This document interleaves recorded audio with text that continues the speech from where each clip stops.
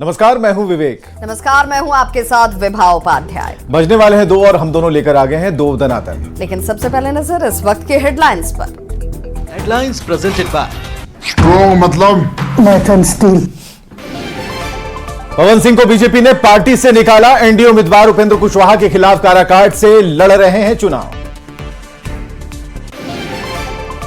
छपरा हिंसा के लिए सम्राट चौधरी ने आरजेडी और लालू परिवार को ठहराया जिम्मेदार। तेजस्वी यादव ने सरकार से की जांच की मांग। छपरा में हिंसा के बाद रेलवे स्टेशन पर बढ़ाई गई सुरक्षा। रेलवे के अधिकारी जंक्शन पर कर रहे निगरानी।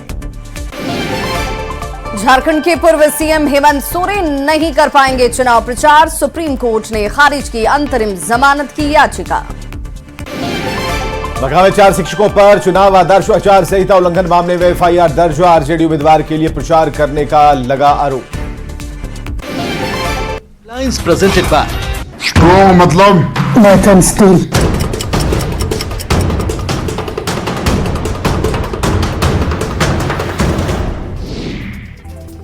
तो छपरा में मंगलवार को सुबह भड़की हिंसा और फायरिंग में एक व्यक्ति की मौत के बाद तनाव के हालात हैं। अफवाहों पर रोक के लिए आज भी इंटरनेट सेवा बंद है।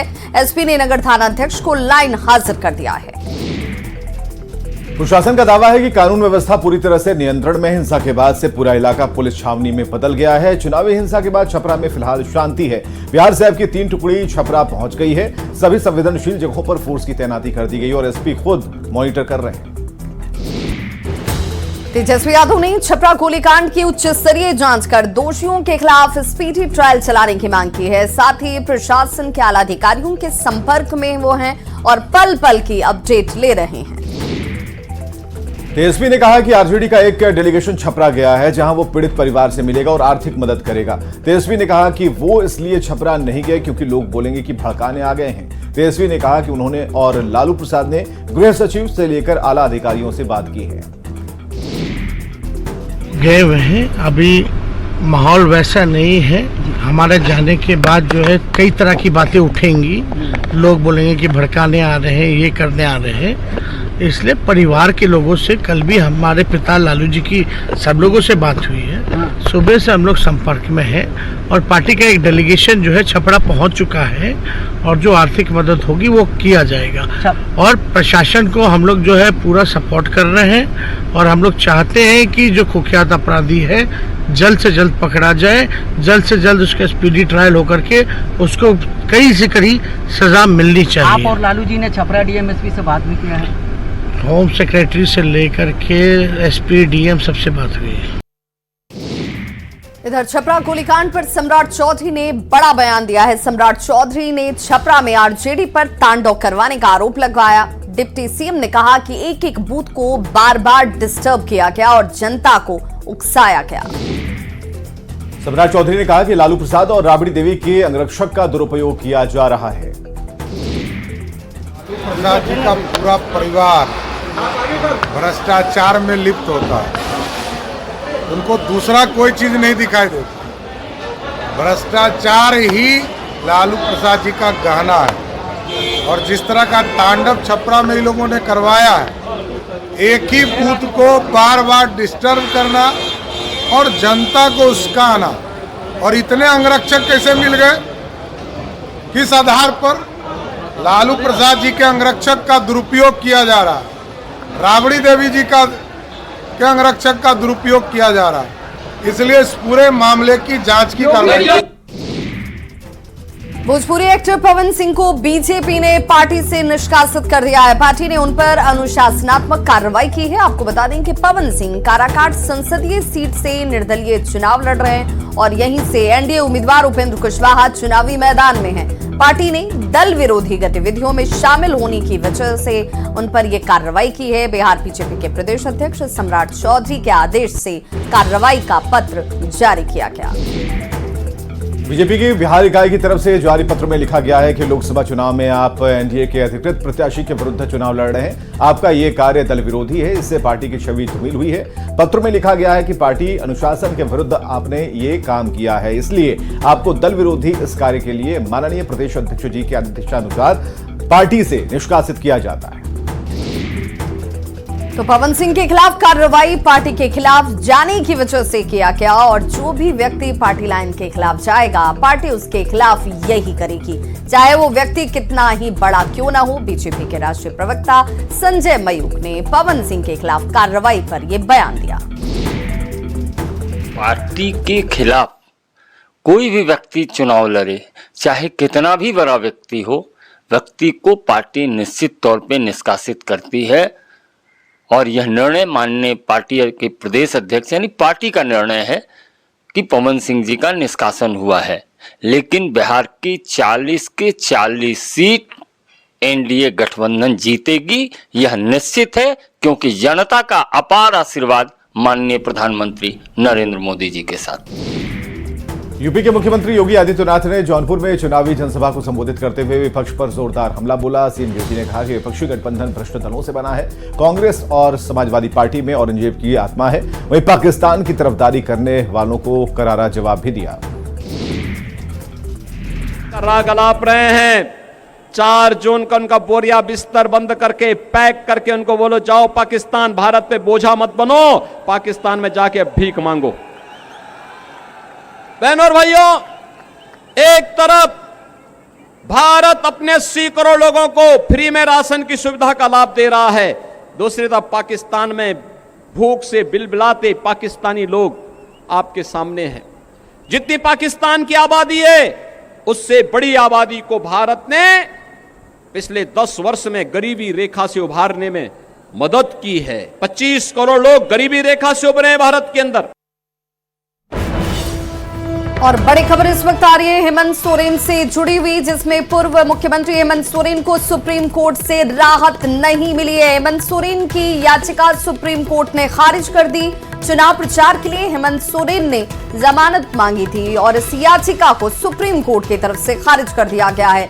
अरविंद केजरीवाल के ग्राउंड पर ही इस जमानत को भी मांगा गया और हेमंत सोरेन की अर्जी पर सुनवाई करते हुए सुप्रीम कोर्ट ने इस बात पर नाराजगी जाहिर की और कहा कि याचिकाकर्ता ने कोर्ट के सामने सारे तथ्य नहीं रखे।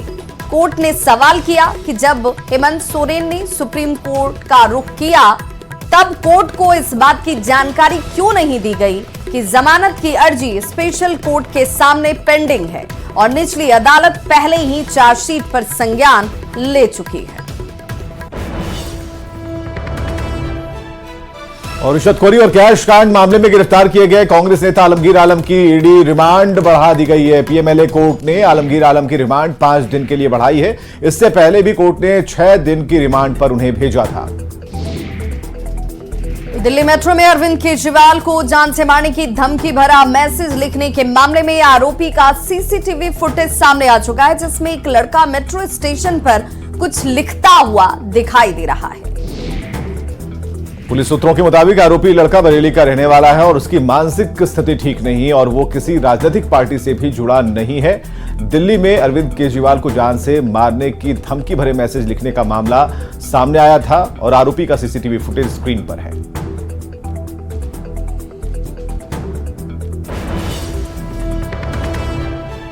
वहीं बड़ी खबर दिल्ली से, स्वाति मालीवाल केस में बड़ा अपडेट। विभव कुमार को दिल्ली लेकर लौटी है पुलिस टीम। मुंबई से दिल्ली लेकर पुलिस इस वक्त लौटी है विभव कुमार को। विभव कुमार ने पूछताछ में खुलासा किया। पूछताछ में फोन फॉर्मेट की बात को विभव कुमार ने खुद कबूल भी कर लिया है। इलाहाबाद हाईकोर्ट का SC/ST कानून को लेकर अहम फैसला आया है। हाईकोर्ट ने कहा कि अकेले में अपमानित करने पर SC/ST कानून का अपराध नहीं होगा। हाईकोर्ट ने SC/ST एक्ट के तहत लगाए गए आरोपों को रद्द करते हुए फैसला दिया है। हाईकोर्ट ने कहा कि SC/ST एक्ट की धारा के तहत अपराध तभी माना जाएगा जब कथित काम सार्वजनिक स्थल पर जानबूझकर अपमान करने या फिर डराने के मकसद से किया गया हो। एक सुनवाई के दौरान टिप्पणी करते हुए हाईकोर्ट ने यह फैसला दिया। महाराष्ट्र के पुणे से बड़ी खबर है। महाराष्ट्र के पुणे में भीमा नदी में नाव पलट गई। नाव पर सवार 6 लोग नदी में डूब गए। 6 लोगों की तलाश में सर्च ऑपरेशन जारी है। मंगलवार रात को यह हादसा हुआ और अब तक नाव में सवार सभी लोग लापता हैं।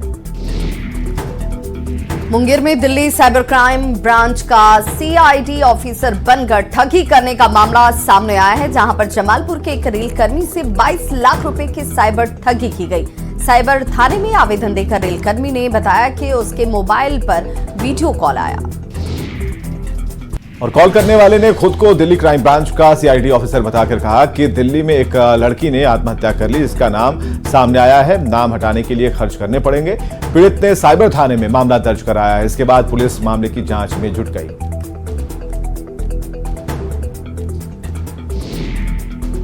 इस विभाग से हम बोल रहे हैं, सीआईडी से बोल रहे हैं, क्राइम ब्रांच से बोल रहे हैं। लोगो वगैरह पुलिस का लगा के लड़की सुसाइड कर ली है, आपका नाम रिवील कर दी है।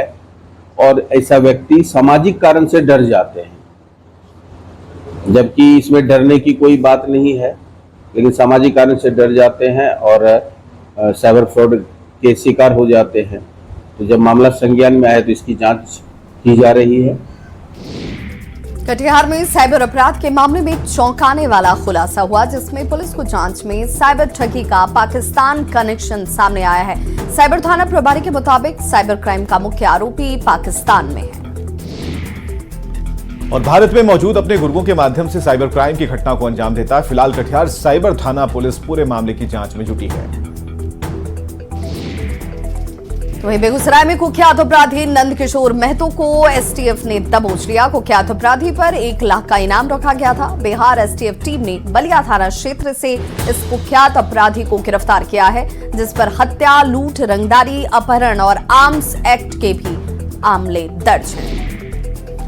बांका के सदर थाना में भाभी से प्रेम प्रसंग में चचेरे देवर हत्या मामले में खुलासा हुआ है। मामले में 3 दिन से फरार चल रहे अपराधी को गिरफ्तार कर लिया गया है। पुलिस को मृतक की एक बाइक बरामद हुई है।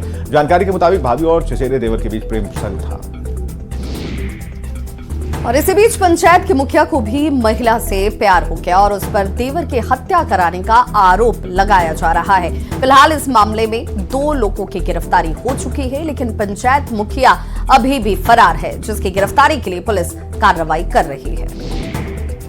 कांड मामले में जो त्रिकोणीय लव का मामला था, उसमें एक व्यक्ति जो फरार चल रहा था, इसका नाम रोहित कुमार है, जो लकड़ी कोला का ही, महिषाटी का ही रहने वाला था। यही जो है घटना कारित किया था। इस पूछताछ में अपना जो है स्वीकारोक्ति बयान दिया है और उसमें यह घटना कारित करना बताया है कि हमने खुद ही जो है उस घटना को कारित किया है और इसके बदले इसको कुछ पैसे भी मिले थे। बेगूसराय में युवक की पिटाई का मामला सामने आया। पीड़ित के परिवार वालों का आरोप है कि तेघड़ा पुलिस ने भीड़ के साथ मिलकर युवक की पिटाई की। मामला तेघड़ा थाना क्षेत्र के आधारपुर 3 मोहनी चौक के पास की है। मरीज की हालत को देखते हुए डॉक्टर ने बेहतर इलाज के लिए पटना रेफर कर दिया। आज तक कभी भी कोई दोस्ती भी नहीं था उससे, हमको बिना कसूर को मारा है। न उसको जो लड़का से जो बोले मेरा बाइक खराब हुआ, इसी चलते उसको सोचे कि अभी पैसा है दे देते हैं। थाना गए थे? थाना गए थे। थाना हमको मार भी लिया। पब्लिक में 10-20 लोग जुटा के मारा। सिर्फ 5 लोग उसी के नाम जानते हैं। ठीक, एक दीपक सिंह के बेटा अमृत नाम है, मारने वो भी था। खबर साहिबगंज से, जहां राकेश ओझा हत्याकांड में कोर्ट ने 6 दोषियों को उम्र कैद की सजा सुनाई है। साथ ही 10-10 हजार का जुर्माना भी लगाया गया। सबूत न मिलने पर कोर्ट ने हत्याकांड के एक आरोपी रोहित कुमार मंडल को बरी कर दिया। जब जवान राकेश ओझा 23 जून 2022 को अपनी बीमार मां से मिलने अपने घर जा रहा था। रंगोली रेस्टोरेंट के पास रात के करीब 10 बजे उसकी गोली मारकर हत्या कर दी गई थी। सजा भी खुश रही, लेकिन जान के बदले जानना मिला। फांसी हुई तो बहुत खुश हुई थी। हुई तो मिल गया, जुड़ा गई। मेरे बेटे के मर्डर केस में जो आज फैसला कोर्ट से आया है, वो मुझे माने संतुष्टि है उस फैसले से। लेकिन सोनू यादव को जिसने गोली मारा था, कम से कम उसे फांसी होना चाहिए था। कैमूर में आखिरी चरण में 1 जून को वोटिंग होनी है और ऐसे में जिले के कई जगहों पर वाहन चेकिंग अभियान चलाए जा रहे हैं। रामगढ़ थाना क्षेत्र में पुलिस ने एक गाड़ी से 3,50,000 रुपए कैश जब्त किया। कुदरा थाने के पछागंज के पास से पुलिस ने एक कार से 3,83,000 रुपए जब्त किए। फिलहाल पूरे मामले की जांच जारी है। ये द्वारा जो जांच पड़ताल किया जा रहा था, जांच पड़ताल के क्रम में 3,83,000 रुपये कैश बरामद किए। बता रहे हैं कि हम देवघर से आ रहे हैं, लेकिन पैसा के संबंध में कोई स्पष्ट बात नहीं बता। इसलिए इनका पैसा को है जो सीज कर लिया गया। अग्रिम जांच पड़ताल की जा रही है। तो रांची के मोरहाबादी में बर्ड फ्लू का दूसरा मामला सामने आने के बाद लोहरदगा में भी प्रशासन अलर्ट मोड पर आ गया है। वहीं स्वास्थ्य विभाग ने सदर अस्पताल में 10 बेड का इमरजेंसी वार्ड भी तैयार किया है। डीसी ने बताया रांची में बर्ड फ्लू की पुष्टि हुई है, इसे लेकर लोगों को सावधानी बरतने की जरूरत है और अगर इस तरह का मामला आए तो तुरंत स्वास्थ्य विभाग से संपर्क करें। देसी का डिमांड है, देसी कस्टमर को देसी पसंद है। बॉयलर में भी कहना है कस्टमर का क्या है, फ्लू हो रहा है, इसकी वजह से बहुत सा नहीं खा रहे, इसलिए बस देसी बेच रहे। डर रहे नहीं, बहुत सा खाने वाला खा रहे हैं, जिसको मन कर रहा है, जिसको मन नहीं कर रहा वो नहीं खा रहे। हजारीबाग के दारू प्रखंड में जंगली हाथियों का आतंक जारी है। सोनडीहा गांव में हाथियों के झुंड ने कई घरों को नुकसान पहुंचाया और फसलों को बर्बाद कर दिया। स्थानीय लोगों का कहना है कि आग जलाकर डुगडुगी बजाकर हाथियों के झुंड को भगाया जाता है, लेकिन हाथियों का ये झुंड एक बार फिर वापस आ जाता है। सब आए, सब ला करके सब तोड़ फोड़ करके सब बर्बाद कर दिए। हम लोग यहाँ घर के अंदर में सोए हुए थे तो अचानक एकाएक खुरखुराहट का आवाज निकला तो हम लोग घर से बाहर निकले, देखे हाथी बाबा सब इधर से उधर घूम रहे हैं। और छपरा से बड़ी खबर है। छपरा हिंसा मामले में बड़ा अपडेट हम आपको बता रहे हैं। मुख्य आरोपी की कोर्ट में पेशी हुई है। रमाकांत सिंह सोलंकी समेत 2 आरोपी की पेशी हुई कोर्ट में। बीजेपी से जुड़े हैं रमाकांत और गोली मारकर हत्या करने का रमाकांत सिंह सोलंकी के ऊपर आरोप है।